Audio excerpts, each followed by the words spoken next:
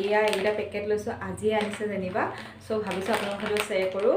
এইটো হৈছে কাজু পেকেট, তাৰপিছত এইটো মাখানা আৰু এইটো আলমণ্ড বাদাম। এয়া হৈছে উখোৱা চাউলৰ পিঠাগুড়ি। উখোৱা চাউলৰ পিঠাগুড়ি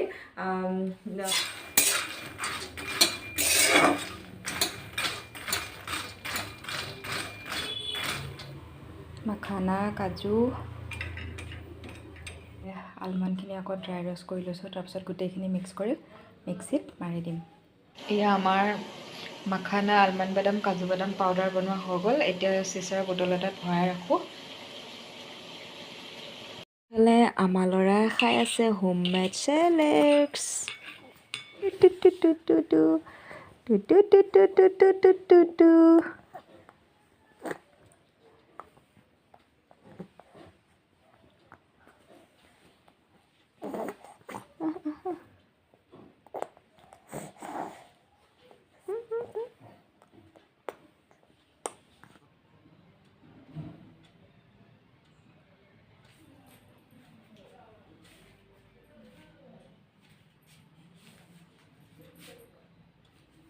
হেল্ল' এভৰিৱান, কি খবৰ আপোনালোকৰ?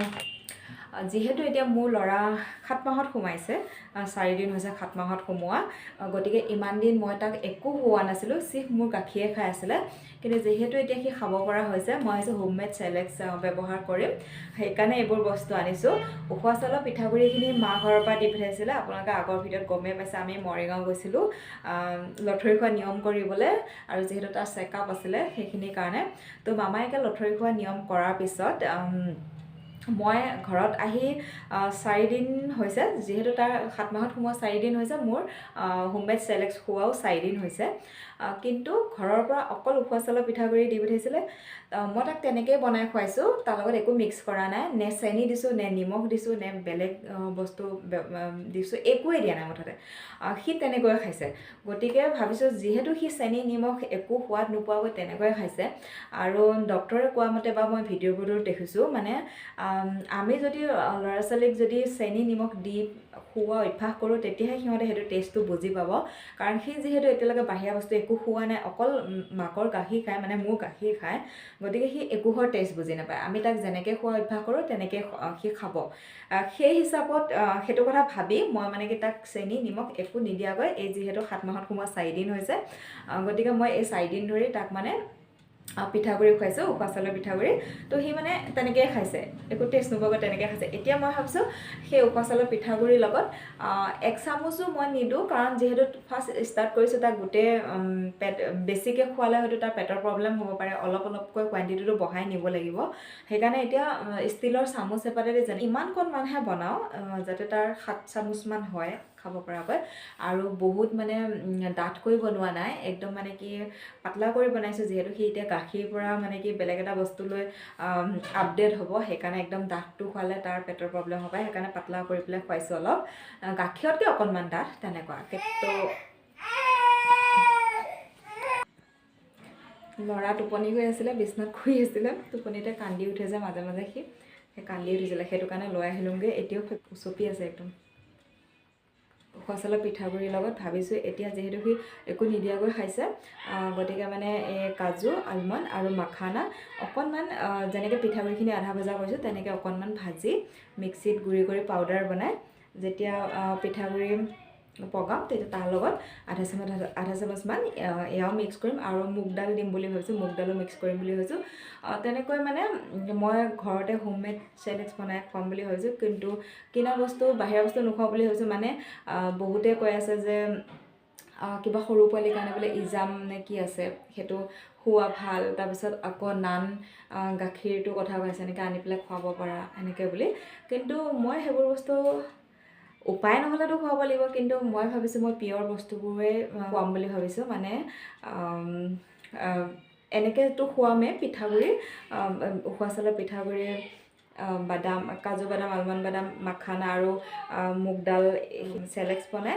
তাৰ বাহিৰে মানে কি কেতিয়াবা মই গাজৰ বইল কৰি পেলাই মিক্সিত মাৰি তেনেকৈ খুৱাম, আকৌ কেতিয়াবা আপেল বইল কৰি মিক্সিত মাৰি তেনেকৈ খুৱাম বুলি ভাবিছোঁ। আৰু নান গাখীৰটো অনাৰ কথা কৈছে যদি মই ইমান গুৰুত্ব দিয়া নাই, কিয়নো যিহেতু সি মোৰ গাখীৰ খায়ে, নান গাখীৰটো খোৱাটো বেয়া বুলিও নকওঁ, কিন্তু যিসকল শিশুৱে মানে কি মাকৰ গাখীৰ নাপায়, তেনেকুৱা শিশুক খুৱাব পাৰে, যিহেতু ই বৰ্তমান মোৰ গাখীৰ খায়ে থাকে আৰু এতিয়া সি ডাঙৰ হৈছে কাৰণে গাখীৰ কোৱান্টিটিটো তাত বেছি লাগিব আৰু তাৰ পেট নভৰিবও পাৰে। সেইকাৰণে ল'ৰা ছোৱালীক 7 মাহত ভাত মুখত দিয়া আৰম্ভ কৰে, যিহেতু আমাৰ ই মানে কি আগতীয়াকৈ হৈছে 7 মাহত হৈছে, গতিকে এতিয়া যদি ৰিয়েলকৈ চাব যায় তাৰ 5 মাহে চলি আছে, যদিও সি 7 মাহত সোমাইছে 5 মাহে চলি আছে ক'ব পাৰি। সেইটো কাৰণে আমি মানে ভাত মুখত দিয়া 9 মাহত পাতিম ভাবিছোঁ। এতিয়া তাক মানে লঠৰি খোৱা আৰম্ভ কৰিছোঁহে এই 7 মাহত, তাৰ আগতে একো খোৱাই নাছিলোঁ। আৰু যি টি বস্তু খুৱাব ভয়ো লাগে, যিহেতু তাৰ একদম কেঁচুৱাৰ পৰা লেট্ৰিনৰ এটা মানে কি লেট্ৰিনটো ক্লিয়াৰ নহয়, 2-3 দিনৰ পিছত কৰে, সেইটো কাৰণে যি টি খুৱাবও ভয় লাগে। সেইটো কাৰণে চাই চিতি পিনি মই নিজৰ হাতেৰে হোমমেড বস্তুবোৰে খুৱাম বুলি ভাবিছোঁ, কিনা বস্তুবোৰ নোখুৱাওঁ বুলি ভাবিছোঁ।